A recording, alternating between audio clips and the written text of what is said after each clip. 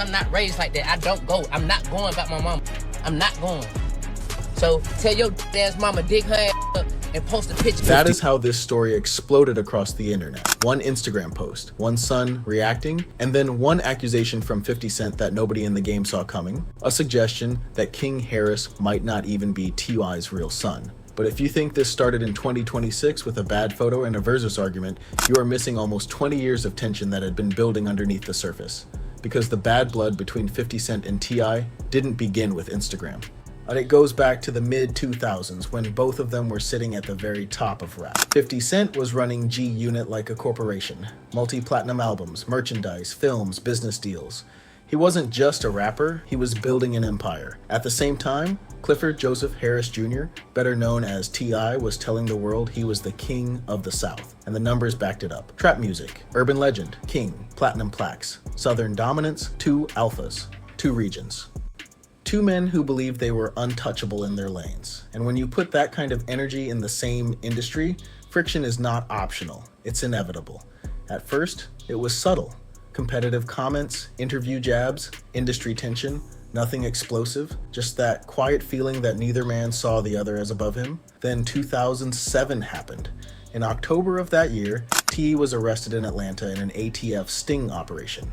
Federal weapons charges, machine guns, silencers, a bodyguard cooperating with the government. The kind of charges that could bury a career and send someone away for a decade. Each count carried the possibility of up to 10 years in prison. But when sentencing came down in March 2009, T.I. received 1 year and 1 day. In hip-hop, numbers matter, and the numbers didn't sit right with a lot of people. That's when 50 Cent did what 50 Cent always does. He didn't say it directly, he said it musically. On G Unit's 2008 album Terminate on Sight, 50 dropped a track called You So Tough and slipped in a line that made the entire industry pause. He questioned how someone facing serious federal time could walk away breathing so easy. When interviewers pressed him about it, he kept it slick at first. You use real life situations to create something that's entertaining without being specific. That's entertainment to me. Like if I had an issue, when have you known me to be indirect with an issue? You're pretty direct. Right, so if I had a problem with any artist, trust me, they would know. That sounded diplomatic, but then the follow-up question came. Is that line about T.I.? Absolutely, for the public to decide. That wasn't a denial. That was a green light for speculation, and in hip-hop, once the word rat even floats near your name, it sticks. It moves faster than the explanations, faster than community service hours, faster than interviews. T.I. has always denied cooperating. He said everything was personal, that he was trying to get justice for his late friend Philip Johnson. He completed over 1,000 hours of community service and spoke to thousands of kids as part of his plea deal. But 50 didn't care about explanations. He cared about planting doubt. After that, the tension cooled publicly. Not because it disappeared, but because both men were busy. Careers moved, businesses expanded, the rivalry simmered instead of boiling. It flared briefly again in 2020 after comments T.I. made about the death of Chicago rapper King Von rubbed 50 the wrong way. But even then, it didn't explode. The real detonation came in early 2026. T.I. went on the Nightcap podcast with Shannon Sharp and Chad Johnson and told a story that changed everything. According to him, while he and 50 were both in Los Angeles working on television projects, they discussed doing a Verzuz battle, a celebration of catalogs, a cultural moment, and according to T.I., they agreed. So Tip did what he said he would do. He went public. I said I wanted 50, that's what I said. He don't want no smoke though. Oh, Lord! I called my man out, he don't want no smoke, he ducking smoke, it's cool. That line hit the timeline like gasoline. Calling 50 Cent a duck in public, that's not a light accusation, that's direct. And T, I doubled down. We were moving around in LA, man, selling some TV shows and shit while we were around each other, man, you know what I mean? I said, what you think about that? Like, you wanna do that? I said, yeah. He was like, all right, cool, so shit. And I told him, I said, well, I'm gonna jump out there first, and then you just gonna jump out there and we'll line it up. Going on. Then that's what it was about. Cause now I question your case. Now, it wasn't about music. It was about integrity. And 50 Cent does not respond to integrity questions with lyrical breakdowns. He responds with humiliation. Instead of dropping a diss track, he went to Instagram. He posted a bad photo of Tiny Harris, T.I.'s wife, with a caption basically telling Tip to keep his name out of his mouth. Not a shot at T.I.'s bars, not a shot at his sales, a shot at his wife. That's when the temperature changed completely, because you can call a man out. You can question his record, or you can even question his case history. But when you bring his wife into it, especially a woman who had nothing to do with the Verzus conversation, you're not poking at a rival anymore. You're poking at his household. And inside that household was a 21-year-old son watching everything unfold in real time. And what happened next is what turned this from rap beef into family war. When 50 Cent posted that photo of Tiny, most people saw it as another Instagram troll move. But if you really understand this story, you know that wasn't random. That wasn't just jokes. That was a calculated strike at the foundation of T.I.'s household. Because Tiny Harris is not just the rapper's wife. She had status long before T.I. was calling himself a king of the South. Born Tamika Diane Cottle in College Park, Georgia, she rose to fame in the 1990s as a member of Escape, one of the defining R&B groups of that era. She wasn't just singing, she was writing hits. She co-wrote TLC's No Scrubs. She worked with Destiny's Child. She had her own legacy before Tip's mainstream run even began. She met T.I. in 2001. By 2004, their relationship was established. And that's when King Harris was born. That timeline matters. Because when 50 later suggested King might not be T.Y.'s biological son, that claim directly contradicts the documented history of their relationship. King was born 3 years into their union, publicly acknowledged, publicly raised, no legal dispute, no public denial, no verified evidence suggesting otherwise. But rap beef doesn't run on verified evidence. It runs on emotional damage. Now look at what this marriage had already survived. In 2014, rumors spread that Floyd Mayweather Jr. had grown too close to Tiny. It escalated into a confrontation between T.I. and in Mayweather in Las Vegas. Videos surfaced, headlines exploded. Both denied anything physical happened, but the tension was undeniable. Years later, Tiny addressed that period herself. I wasn't at a Floyd's event. Honestly, if he would have been doing the right thing, I wouldn't have been at Mariah's party. That statement revealed something deeper than gossip. It showed a marriage under strain, not broken, but strained. And by December 2016, that strain turned into legal action. Tiny filed for divorce in Georgia. Court records confirmed it, irreconcilable differences, custody discussions. This wasn't rumor, it was paperwork. She filed again in 2017 after procedural delays.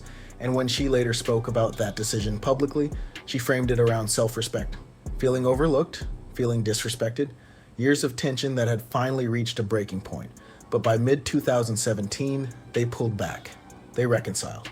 Key, their VH1 reality show, documented the rebuilding process, counseling, arguments, recommitment, public vulnerability. By 2025, they were celebrating 15 years of marriage in Thailand, posting yacht videos, writing emotional anniversary captions, appearing together at the Grammy Awards in early 2026, looking unified. From the outside, the marriage looked stable again. Then 50 stepped in, and instead of challenging T.I.'s music, he challenged his household. He posted Tiny's photo. Kit mocked her appearance, and then began implying something even more explosive, questioning King's paternity. That's not competitive energy, that's psychological warfare. And you have to remember something else happening in the background. Starting in 2021, more than a dozen women publicly accused T.I. and Tiny of serious misconduct, allegations spanning years. The couple denied everything, investigations were opened. The Los Angeles County District Attorney later declined to file charges due to statute limitations.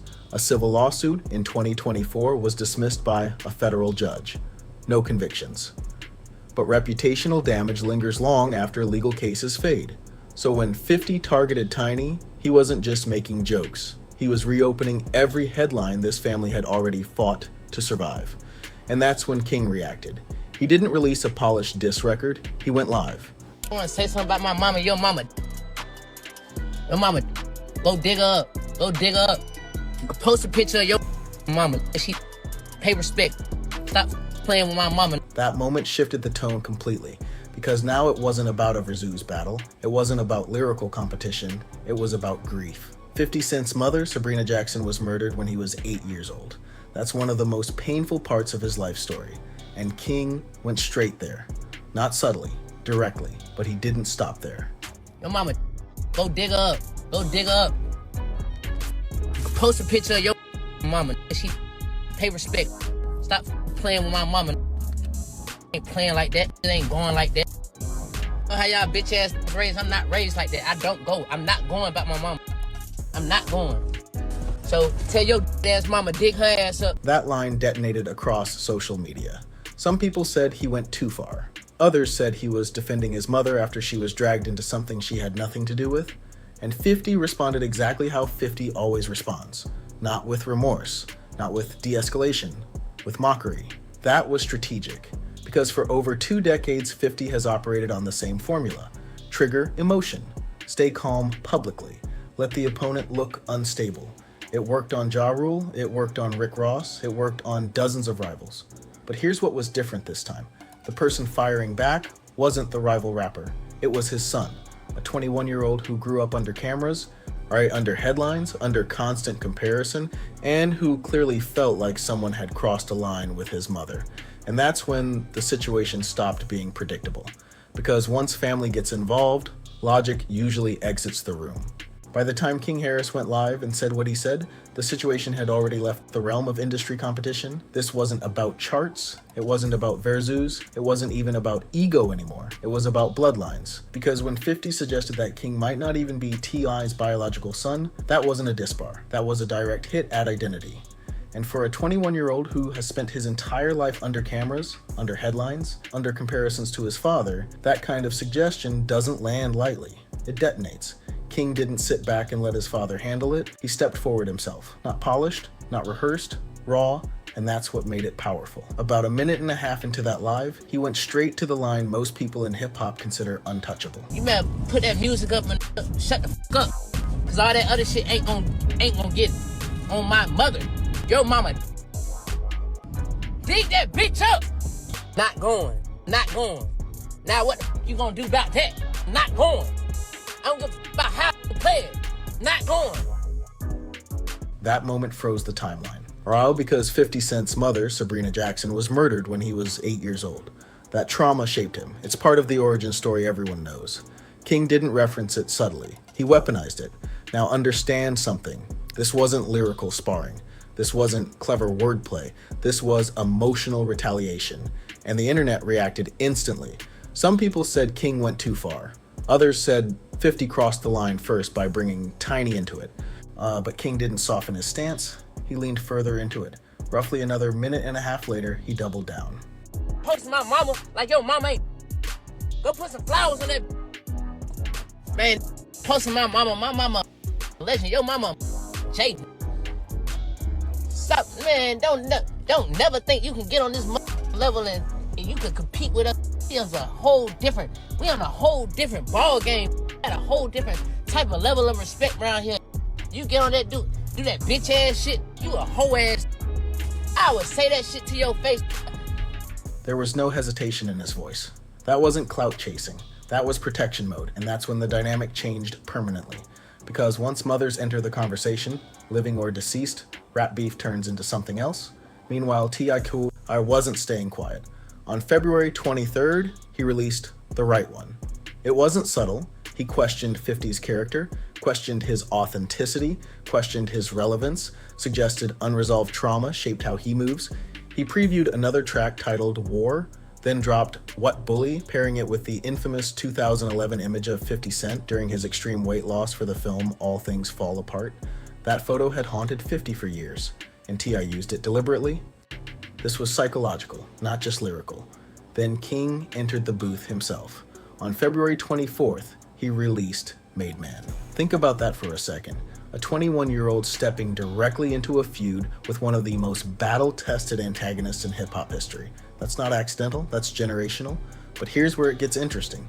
50 did not respond with a diss record. He didn't counter with bars. He shifted the battlefield. Instead of engaging musically, he promoted his Broadway production of August Wilson's Joe Turner's Come and Gone, opening April 25th, 2026.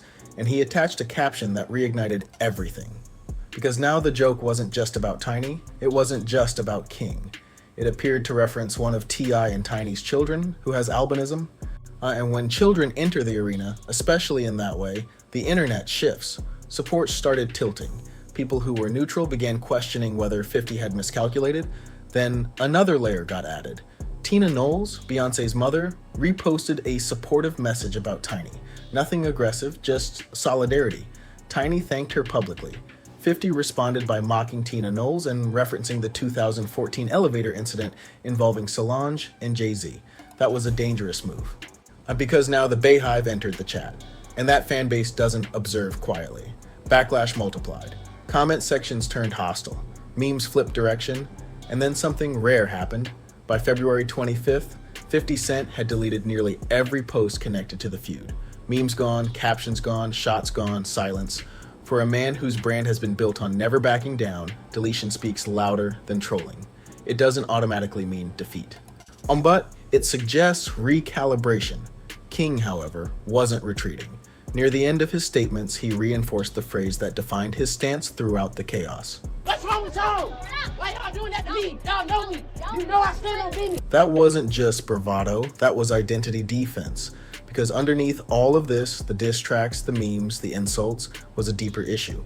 And King has grown up hearing that he's privileged, that he's sheltered, that he benefits from his father's reputation, and when 50 questioned whether T.I was even his real father, that wasn't just an insult, it was an attempt to erase lineage. So when King repeated, "I stand on business," he wasn't just addressing 50, he was addressing the world. He was saying, I am not hiding, I am not soft, I am not fake. And that's what makes this situation different from every other. Historically, his strategy is consistent. Find the sensitive nerve, press it publicly, wait for emotional reaction, stay detached. It worked against Ja Rule, it worked against Rick Ross, it worked for 2 decades. But this time, he didn't just hit a rival rapper, he hit a wife who had already survived divorce filings, cheating rumors, federal investigations, and public scrutiny. He hit a son who clearly felt protective and disrespected. And once children and deeply personal trauma entered the conversation, the optics changed. Because trolling an artist is one thing. Trolling a family, especially involving children, is something else. And when the post disappeared, the internet was left with one final question. Did 50 control the narrative? Or did he finally push a family into unity instead of fracture? Because in trying to question King's bloodline, he may have unintentionally strengthened it.